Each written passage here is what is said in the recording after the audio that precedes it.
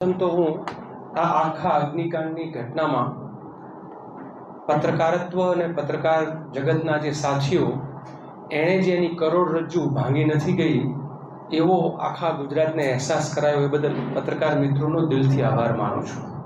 ગુજરાતમાં કદાચ એવું બને કે ઘણા લોકો આ મુદ્દે એટલા લડાયક ન બને જો ગુજરાતનું પત્રકાર જગત અને ગુજરાતનું અને એમાં ખાસ કરીને રાજકોટમાં રહેતા મિત્રો પત્રકારો એ લોકોએ બરાબર રીતે આ લડાઈ ના લડી. અમને પણ એમણે આમ તો એવું કહેવાય કે હોંસલો આપવાનું કામ કર્યું છે. અમારા કરતાં વધારે વેધક સવાલો રાજકોટના મીડિયાના સાથીઓએ પૂછ્યા છે.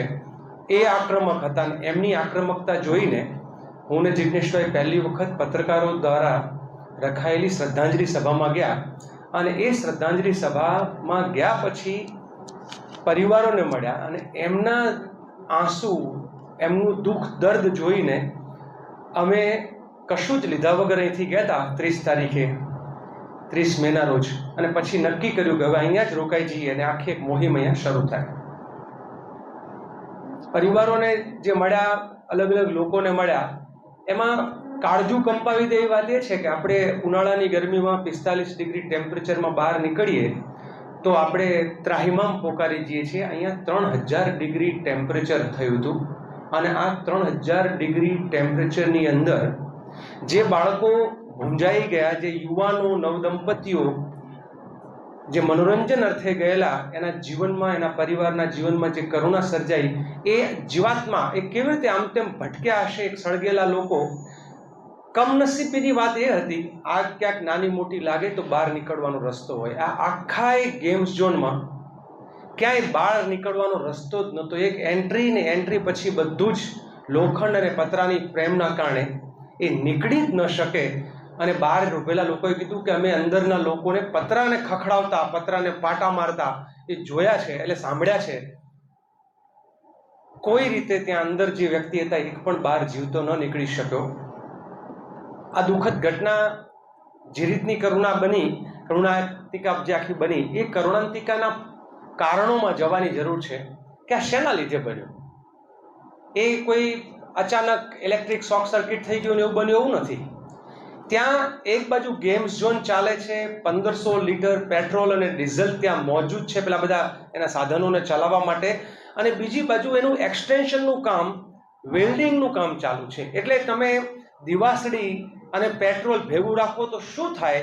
એટલે આ માનવ સર્જિત હત્યાકાંડ કહી શકાય એવો આ એક હત્યાકાંડ સર્જાયો છે, જ્યાં અનેક સવાલો આપણાને ઊભા થાય. આ સવાલો જે છે, રહેણાંક વિસ્તારમાં આવા ગેમ્સ ઝોન હોય જ ના શકે.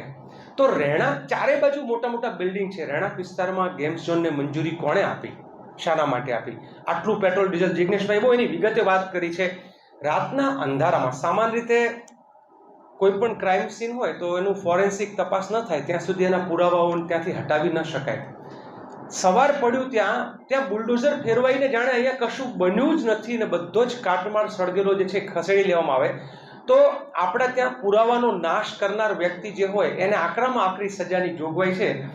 આ મ્યુનિસિપલ કમિશનરને અધિકાર કોણે આપ્યો કે રાતના અંધારામાં જ પુરાવાનો નાશ કર્યો? આ પુરાવાનો નાશ કરતી વખતે અમુક બોડીઝ છે એ પેલા જેસીબીની અંદર આવ્યા, લોકો ભળી ગયા કે આ તો આમાં એક બોડીનો ટુકડો જઈ રહ્યો છે, તો અમુક સળગેલા, અડધા સળગેલા એવા લોકો જે છે એ જેસીબીથી આમ પેલા ઉચકીને નાખતા હોય. એટલે આ એક માનવતા મરી પરવારી હોય એ પ્રકારની આખી એક ઘટના અહીંયા આપણને જોવા મળે છે. સંખ્યાનો આંકડો 27 કે છે, ક્યારેક 33 કે છે, ક્યારેક વાસ્તવિકતા બહુ જુદી છે. લોકો કે છે સામે નથી આવતા. એનું એક કારણ એ પણ છે કે નેપાળના ખૂબ લોકો ત્યાં એ ગેમ્સ ઝોનમાં કામ કરતા હતા.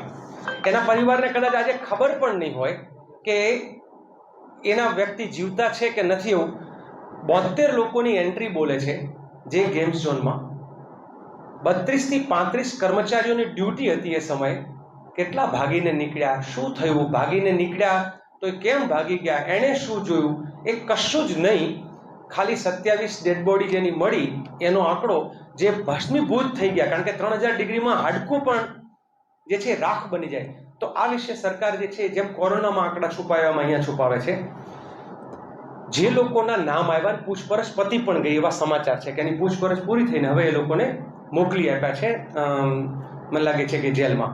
પણ એક પણ મોટો અધિકારી જેને સાઇન કરી છે, જેને ઓર્ડર આપ્યો છે, જે આદેશ કર્યો છે, એવા કોઈ જ અધિકારીઓનું આમાં નામ નથી. અને આમાં જોવાની વાત એ છે કે જે ડિપાર્ટમેન્ટ પોતે જ આરોપી છે એ આમાં ફરિયાદી પણ છે. એટલે ફરિયાદી પણ એ, આરોપી પણ એ, વિક્ટિમ પરિવારને ફરિયાદી તરીકે સાથે લેવા જોઈએ એવી એક માંગણી વિક્ટિમ પરિવારો તરફથી આવી છે. આખી અમારા ભૂખ હડતાલમાં વિક્ટિમ પરિવારો પણ સાથે જોડાયા. બે એ પછીની ઘટનાઓ બની છે જેના વિશે પણ દુઃખ થાય કે એક વિક્ટિમના વ્યક્તિ જેણે પોતાનો દીકરો ગુમાવ્યો હતો, એ અમારા પરિવાર, એનો પરિવાર આગલા દિવસે, પહેલા દિવસે ઉપવાસમાં હતો અને બીજા દિવસે સમાચાર મળે છે કે એના પિતા પણ આ આઘાતના કારણે ગુજરી ગયા.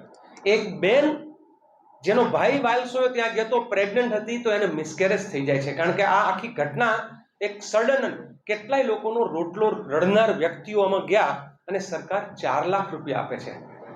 હમણાં કુવૈતમાં ઘટના બની, આપણા માટે દુઃખદ કહેવાય, પણ છે કુવૈતમાં બનેલી ઘટના માટે ભારતની સરકાર 2 લાખ રૂપિયા અચાનક અનાઉન્સ કરે છે, જ્યારે આપણા જ તંત્રની ભ્રષ્ટાચારની નીતિના કારણે, આપણા જ તંત્રના, એમના જ જે શાસકો છે એના દ્વારા થયું, અને ત્યાં માત્ર 4 લાખનું વળતર ચૂકવવાની સરકાર જાહેરાત કરે છે. આ કેવી મૃદુતા, આ કેવી સંવેદનશીલતા. જિગ્નેશભાઈ એક વાત કરી કે કોઈક એક નેતા તો આંસુ લૂછવા ગયો હોત ને તો પણ પરિવારને એમ થાય કે આ લોકો સાવ નિંભર નથી. ભારતના ગૃહમંત્રી રાજકોટ ઇન્ટરનેશનલ એરપોર્ટ ઉપર મીટિંગ કરે છે, રાજકોટના એ પરિવારોના આંસુ લૂછવા માટે કે એને પૂછવા માટે નથી જતા. રાજકોટના સાંસદ રાજકોટમાં ચૂંટાઈને સર્ટિફિકેટ લઈને કદાચ હું માનું છું કે દિલ્હી પહોંચી ગયા, એક પણ પરિવારને મળવા જવાનો એમને સમય ના મળ્યો. રાજકોટના મેયરને સમય નથી, રાજકોટના ધારાસભ્યોને સમય નથી. તમે દુઃખના સમયે પ્રજાની પડખે ના રહો તો એ પ્રજાના આંસુ કોણ લૂછે? આ બધા સવાલો જે છે આમાંથી ઊભા થાય છે. અને આ બનવા પાછળના 3 જ મુખ્ય કારણ છે. આ બધા એમ કહે ને કે અગ્નિકાંડ શેના માટે બન્યો? એ ગુજરાતનો મોરબીનો જલકાંડ હોય, તક્ષશિલાનો અગ્નિકાંડ હોય, હરણી જે છે એ જલકાંડ હોય, કે પછી બોટાદનો લઠ્ઠાકાંડ હોય, કે અહીંયા રાજકોટનો અગ્નિકાંડ હોય. આ માત્ર ને માત્ર મુખ્ય તો 2 જ કારણોથી થાય છે, 3 પણ નહીં. બહુ જ મોટા પાયે ભ્રષ્ટાચાર. 7 લાયસન્સ પૈકીના લાયસન્સો, તમને બધાને આશ્ચર્ય થશે, ફાયરની કોઈ સેફટી નહીં, એક્ઝિટની કોઈ વ્યવસ્થા નહીં, તેમ છતાં મંજૂરીઓ મળેલી. 25/5ના રોજ ઘટના બને છે અને એમાં કોઈ અધિકારી ના પકડાઈ જાય એટલે 26/5ના રોજ વહેલી સવારે અચાનક 21/5એ મેન્યુફેક્ચર થયેલા ફાયર સેફટીના સાધનો સીલબંધ ત્યાં ઘુસાડવાનો પ્રયત્ન કરે છે, જેને મીડિયાવાળા પકડી લે છે ને જેને ત્યાંની સોસાયટીવાળા પકડી લે છે. અમારી પાસે પણ એના ફોટા છે. 21/5નું મેન્યુફેક્ચરિંગ થયેલું, મંજૂરી જૂની ડેટની, કેટલાય પહેલાની. તો એનો મતલબ છે કે આ રીતે ભ્રષ્ટાચારને છાવરવાનો અને ગુનાઓ જે છે થયા છે એમાંથી છૂટવાનો એ લોકો પ્રયત્ન કરે છે. આખી આ ગેમ્સ ઝોન છે એમાં એક ભાઈ તો એવો છે જેનું અમદાવાદમાં ટાયર પંક્ચરની દુકાન છે ને આ એનો માલિક છે ત્યાં. આ શક્ય જ નથી. એટલે નામ કોઈકનું છે અને રોકાણ કોઈકનું છે. એટલે આ આખી ઘટનામાં ખૂબ મોટા પૈસાવાળા પોલિટિકલ લીડર્સ અને બ્યુરોક્રસીમાં બેઠેલા મોટા માથાઓ ઇન્વોલ્વ છે કે જેની તપાસ થવી જોઈએ.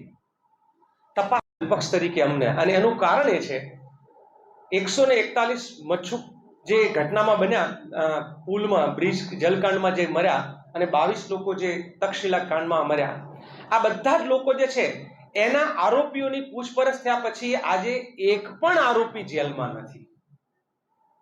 તક્ષશિલાનો એક પણ આરોપી જેલમાં નથી. તક્ષશિલાનો મુખ્ય આરોપીને આજ સુધીમાં પૂછપરછ માટે જ નથી બોલાયો, જેને 5 વર્ષ થઈ ગયા. 5 વર્ષ થઈ ગયા, આરોપીને એક પણ વખત બોલાવ્યો નથી, એક પણ આરોપી જેલમાં નથી. દરેક ગુનામાં મોરબીના જે મુખ્ય આરોપી છે, કમનસીબી તો એ કહેવાય કે એના માટે ગુજરાતના બહુ જ મોટા સાધુ ત્યાં કથા કરીને એમ કહે છે કે આ જે મુખ્ય આરોપી તરીકે જયેશભાઈનું નામ છે, જયેશભાઈ જ ને એનું નામ, એમના છોકરાઓ સાથે એમને દિવાળી કરે એવું કરો. વિક્ટિમ એમ કે છે કે અમારા ઘરે હોળી છે ને તમને દિવાળીનું સૂજે છે. એટલે આખી તંત્રમાં જે વ્યવસ્થામાં કે આવા ગુનાઓ થતા રહેશે, આરોપીઓ છૂટતા રહેશે, ક્યાંય આ રોકાવાનું નથી. આ રોકાવાનું નહીંનું કારણમાં ભ્રષ્ટાચાર અને મોટા ભ્રષ્ટાચારી નેતાઓની સંડોવણી, જ્યાં સુધી આ લોકો નહીં પકડાય ત્યાં સુધી આ સ્કેમ બનતો જ રહેશે ને નાની નાની માછલીઓ. અને એટલા માટે જે 3 કાર્યક્રમોની વાત કરી કે 15મી તારીખે પોલીસ કમિશનર કચેરીએ ધરણા છે. 25મી અમે રાજકોટ, આપણે 25મી રાજકોટ બંધની વાત તમે કરી કદાચ કે નથી, 25એ રાજકોટ બંધ. આ રાજકોટ બંધ કરાવવા અમે ભારતીય જનતા પાર્ટીના જે રોડ ઉપર ને રસ્તા ઉપર લાકડીઓ લઈને નીકળવા વાળા, તોફાન કરીને રાજકોટ કોઈ પણ શહેર બંધ કરે નથી નીકળવાના. અમે બે હાથ જોડીને લોકોને એ કહેવાના છે કે આ બાળકો અને યુવાનોની આ પ્રથમ માસિક પુણ્યતિથિ છે, તો આ માસિક પુણ્યતિથિના રોજ એના આત્માને શાંતિ, એની શ્રદ્ધાંજલિ માટે અને સાથે સાથે વિક્ટિમ પરિવારના ન્યાય માટે રાજકોટના લોકોને અમે વિનંતી કરવાના છીએ કે તમારો ને અમારો માયલો જાગતો હોય અને હજુ એમ હોય કે અમારે પીડિતો માટે લડવું છે, આ ગુજરાતની જનતા માટે લડવું છે, તો તમે એક દિવસ રાજકોટ બંધ કરજો. અમને વિશ્વાસ છે અને એમાં સેંકડો કાર્યકર્તાઓ ત્યાં જઈને ઘરે ઘરે અને શેરીએ શેરીએ હાથ જોડીને રાજકોટ બંધ કરવાનું કરશે. માગણીઓ જિગ્નેશભાઈએ વાત કરી છે. નબળા અધિકારીઓને, નબળા એટલે ક્વોલિફિકેશન ખૂબ હશે, પરંતુ જે લોકો ક્યાંક ને ક્યાંક સરકાર જેનું નાક દબાવી શકે એમ છે. 4 એસઆઈટીમાં જેણે કશું નથી ઉકાળ્યું, આ 5મી એસઆઈટીમાં શું ઉકાળશે? એટલે ગુજરાતના લોકોને હવે ગુજરાતમાં ક્યાંય ન્યાય મળે એવી કોઈ જ આશા અપેક્ષા નથી. માટે અમે લોકો આ ન્યાયની લડત જે છે એ લડવાનું શરૂ કર્યું છે. 3.5 દિવસ 3 દિવસ જે ઉપવાસ ઉપર ઉતર્યા એ દરમિયાન રાજકોટના વિક્ટિમ પરિવાર, મોરબીથી વિક્ટિમ પરિવાર અમારી સાથે જોડાયા અને મને વિશ્વાસ છે કે 25 તારીખ સુધીમાં આ 5-6 ઘટનાના વિક્ટિમ પરિવારો જે છે એ આમાં સાથે જોડીને સૌ સાથે મળીને લડશે અને આપ સૌનો એમાં સાથ મળશે એવી આશા અને અપેક્ષા. ધન્યવાદ.